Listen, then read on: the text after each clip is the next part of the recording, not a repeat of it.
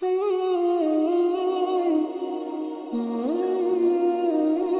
3 مہینوں میں یہ لڑکی مجھے صلاح الدین ایوبی کے کئی قیمتی راز دے چکی ہے، بوڑھے نے کہا۔ سلطان ایوبی بہت زیادہ فوج تیار کر رہا ہے، اس میں سے وہ آدھی مصر میں رکھے گا اور باقی نصف کو اپنی کمان میں عیسائی بادشاہوں کے خلاف لڑانے کے لیے لے جائے گا۔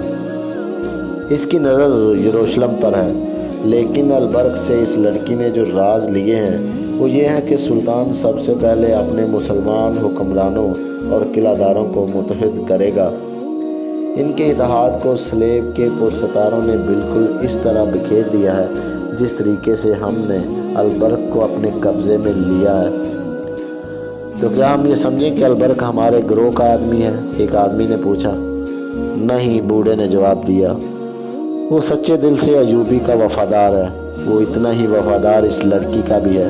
یہ لڑکی سلطان، قوم اور اسلام کی وفاداری کا اظہار ایسے والہانہ طریقے سے کرتی ہے کہ البرق اسے قوم کی جانباز بیٹی سمجھتا ہے۔ اس لڑکی کے حسن و جوانی اور محبت کے عملی اظہار کا جادو الگ ہے۔ البرق کو ہم اپنے ساتھ نہیں ملا سکتے، ضرورت ہی کیا ہے، وہ پوری طرح ہمارے ہاتھوں میں کھیل رہا ہے۔ سلطان ایوبی اور کیا کرنا چاہتا ہے؟ اس گروہ کے ایک رکن نے پوچھا۔ اس کے ذہن میں سلطنت اسلامیہ ہے، بوڑھے نے کہا۔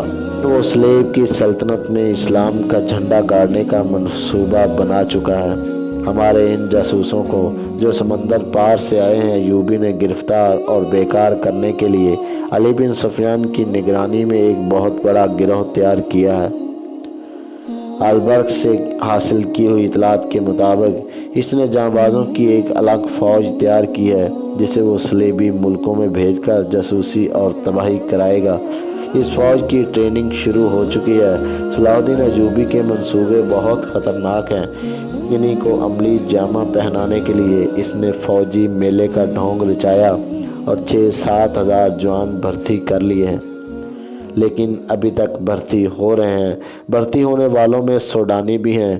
مجھے اوپر سے جو ہدایات ملی ہیں وہ یہ ہے کہ ایوبی کی فوج میں بدکاری کے بیج بونے ہیں۔ اس کا طریقہ یہ ہے کہ ان کے دلوں میں عورت اور جوا داخل کر دو۔ بوڑھے نے بتایا کہ اس نے فوجی میلے کے فوراً بعد اپنے آدمی بھرتی کرا دیے تھے۔ انہوں نے بڑی خوبی سے فوج میں جوا شروع کرا دیا ہے۔ جوا اور عورت ایسی چیزیں ہیں جو انسان کو چوری اور قتل تک لے جاتی ہیں۔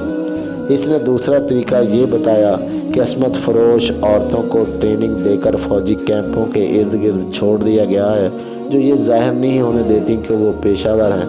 انہوں نے سلطان کے فوجیوں کو ولی کے راستے پر ڈالنے کے ساتھ ساتھ ان میں رقابت بھی پیدا کر دی ہے، بوڑھے نے کہا۔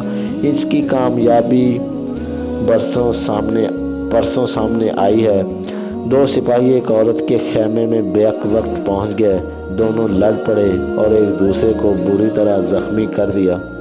ایک تو خیمے میں ہی مر گیا، دوسرے کے متعلق پتہ چلا کہ کیمپ میں جا کر مر گیا۔ یہ رپورٹ صلاح الدین ایوبی تک پہنچ گئی ہے۔ اس نے علی بن سفیان اور البرق کو حکم دیا ہے کہ فوجوں میں اپنے سراغ رساں بھیج کر معلوم کریں کہ جوا بازی، چوری چکاری اور بدکاری کیوں بڑھتی جا رہی ہے۔